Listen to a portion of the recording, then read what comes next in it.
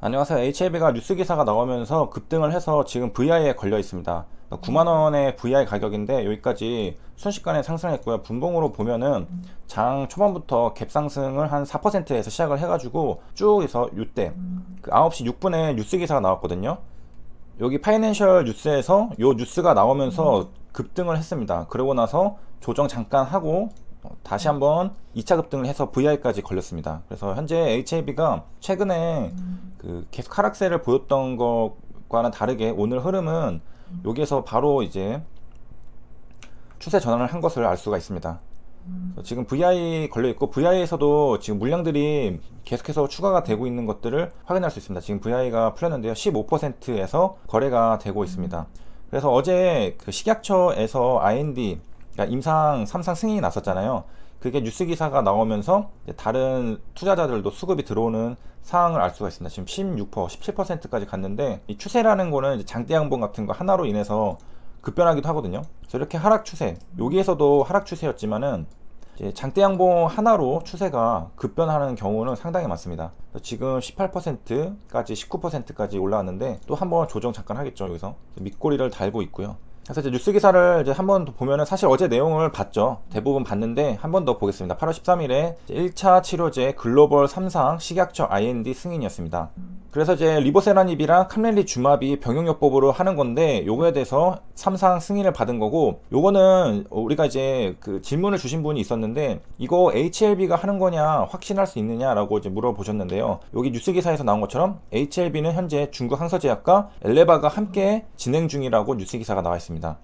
뉴스 기사 보는 중에 또 다시 이제 상승을 하고 있는데, 이럴 날에는 사실 호가창이나 차트에서 눈을 떼기는 그게 쉽지가 않죠. 지금 93,000원대에서 거래가 되고 있는데요. 지금 하루 만에 지금 18% 거래량이 지금 9시 15분밖에 안 됐는데도, 지금 15분밖에 안 됐는데 밑에 거래량을 보면요, 이전 거래량 하루치를 뛰어넘었습니다. 15분 만에 하루 거래치를 뛰어넘었다는 것은 굉장히 지금 수급이 많이 들어오고 있다는 것을 뜻하기도 하고요. 기존에 이제 장대 양봉 나왔던 날들을 보면은 거래량 이 밑에가 이전에 비해서 몇 배로 뛰는 것을 알 수가 있습니다. 대부분 이제 그렇게 되고, 지금 이제 94,000원까지 다시 올라갔고 19%에서 거래가 되고 있습니다. 하루 만에 이렇게 반전이 되고, 다시 이제 기사로 들어오면은 HLB는 지금 같이 하고 있는 거라는 사실을 뉴스 기사에서 확인할 수 있습니다.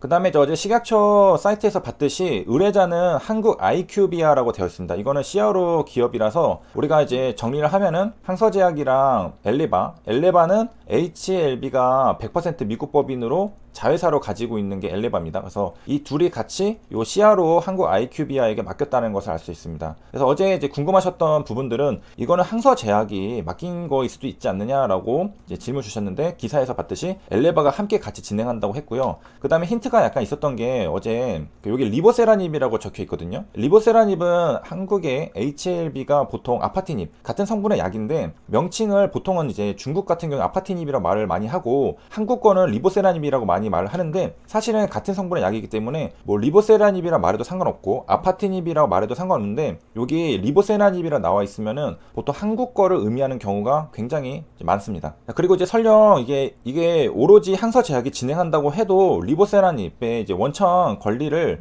지금 이제 펄첸으로부터 가져오려고 하잖아요. 그래서 그게 이제 체결이 되면은 로열티가 항서제약이 판매를 했을 때 로열티를 받게 되고, 그 다음에 이제 중국 같은 경우에만 항서제약이 가지고 있고요. 글로벌 권리는, 글로벌 이제 시판해 가지고 판매할 수 있는 그런 권리는 원래 지금 HLB가 가지고 있습니다. 그러니까 지금 HLB가 가져오려는 거는 물질 특허를 가져오려는 거고, 이게 아니더라도 지금 현재 글로벌한 것은 HLB가 가지고 있습니다. 그래서 정리를 한번 드리면은, 항서제약 같은 경우에는 중국만 가지고 있습니다. 그 다음에 HLB는 지금 글로벌하게, 중국을 제외하게 글로벌하게 가지고 있었는데요. 이거는 이제 시판했을 때 그럼 뭐 판매할 수 있는 권리, 그런 것들을 말하는 거고, 그 다음에 이제 펄첸으로부터 가져오는 것은 로열티입니다.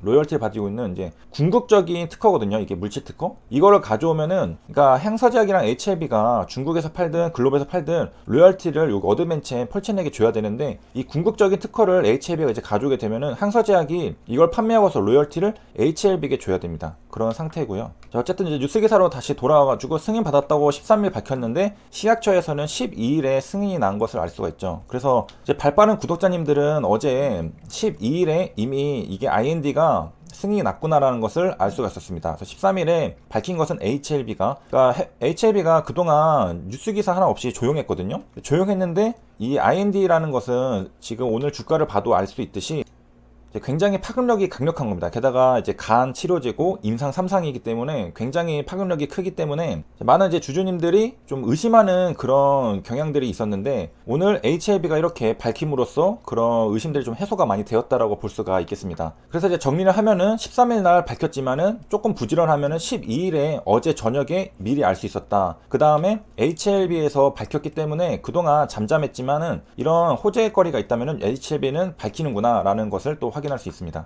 그래서 이제 또 기사 보면 510명 대상으로 하는데요. 저번에 1월 10일 날 기사 보면은 120명까지 일단 찼다고 했습니다. 대략 한 20몇 % 진행이 됐다고 하는데, 시간이 많이 지났으니까 이제 대부분 이제 차 가고 있겠죠. 그래서 뭐 중국, 미국, 유럽, 대만 등에서 진행이 중이고, 그 다음에 이제 병원들도 특히 이제 한국에서 난 거잖아요. 저거는 서울 아산병원, 삼성 서울병원, 서울대학교 병원 등에서 진행을 하는데, 보시면 아시겠지만 여기 실시 기관들이 다 그 쟁쟁한 기업들입니다. 굉장히 이제 큰 대규모 기업 기관이라는 것을 알 수가 있고, 우리가 이제 최종적으로 가는 게 3차 병원이잖아요. 그 병원들, 특히 우리가 이름을 많이 들어봤을 만한 그런 큰 병원들이라는 것을 알 수가 있습니다. 그래서 이제 여기서 말씀드리고 싶은 것은, 요게 지금 별거 아닌 것 같지만은 안에 내부적인 구체적인 것들을 보면은 요게 실시기간 국내 1위 대형 병원들이 있다. 그 다음에 한국 아이큐비아도 이거 업계 1위거든요, 시야로. 그 다음에 요 캄레니주맘인 항서제약은 중국 1위라고 볼 수 있습니다.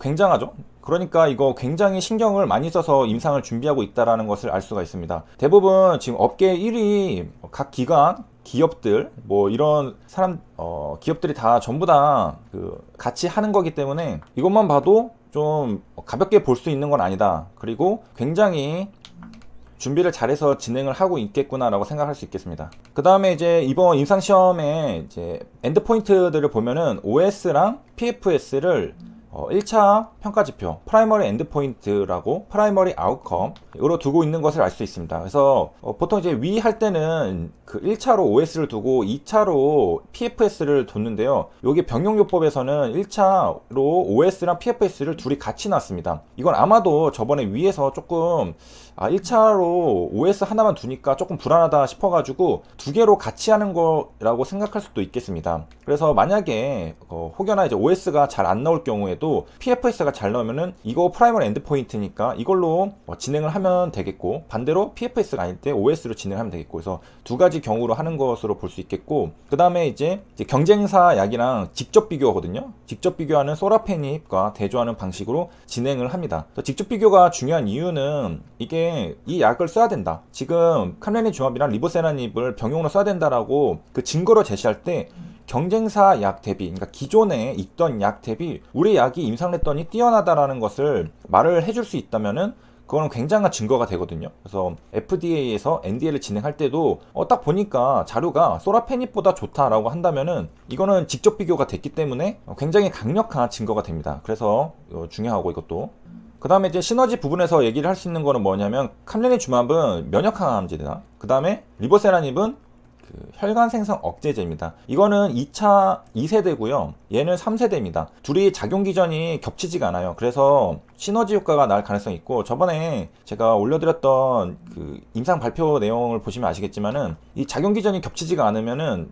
그 효과가 그냥 이거랑 이거가 거의 그대로 플러스가 되는 경우가 있습니다. 만약에 작용 기전이 겹치면은 사실 반반씩 이렇게 합쳐질 수도 있거든요. 그런데 작용 기전이 다르기 때문에 둘이 거의 그대로, 자기들 효과 그대로 합쳐지는 경우가 많습니다. 그 다음에 이제 또 밑으로 내려가 보면은 여기 캄레니주맙이랑 리보세라닙이 완전간의 CR 사례가 발표가 된 적이 있기 때문에 이것만 봐도 굉장히 지금 기대를 할 수가 있습니다. 특히 요거는 그 10년 동안 치료제가 잘 나오지 않았었거든요. 왜냐하면은 진입장벽이 굉장히 높습니다. 이게 진입장벽이 높은 이유는 약이라는 것은 기본적으로 독성을 가지고 있거든요. 그런데 이걸 해독하는 건 간입니다. 근데 간 자체가 아작이 나 있는 상태에서 약을 쓰려고 한다면은 이거 사실 환자가 오래 못 버팁니다. 오래 못 버티고 대부분 실패를 하는 경우가 많기 때문에 이게 진입장벽이 굉장히 높은 그런 시장인데, 여기에서 완전 간해가 발생했다는 것은 굉장한 의미를 가질 수가 있습니다. 그러니까 달성하기 어려울수록 굉장한 기회가 있는 건데, 거기에서 일단은 델롬이라는 느낌을 줬죠. 완전 간해가 나왔기 때문에. 그 다음에 이제 저번에 1월에 23%였는데 환자 모집률이 지금은 50%를 넘어가지고 빠른 환자 등록 이제 거의 이제 완성이 돼가고 있다라고 볼 수가 있겠습니다. 그래서 보면은 요거만 봐도 알 수가 있죠. 다른 것들은 지금 정복이 많이 돼서 뭐 70%, 80%까지 5년 생존율이 되는 것들이 굉장히 많이 등장을 하고 있는데요. 지금 간은 35%입니다. 아직도 지금 10명 중에 지금 3명밖에 5년 생존을 못하는 거거든요. 다른 것들 평균이 봐봐요. 이거 70%가 되는데 지금 굉장히 많이 정복이 되고 있는데 이거의 절반도 불가하다는 거예요. 그러니까 굉장히 어렵고 진입장벽이 높고 힘든 건데 이거를 성공한다고 한다면은 엄청난 시장 규모를 가져갈 수 있다라는 점입니다. 여기까지 시청해주셔서 감사합니다.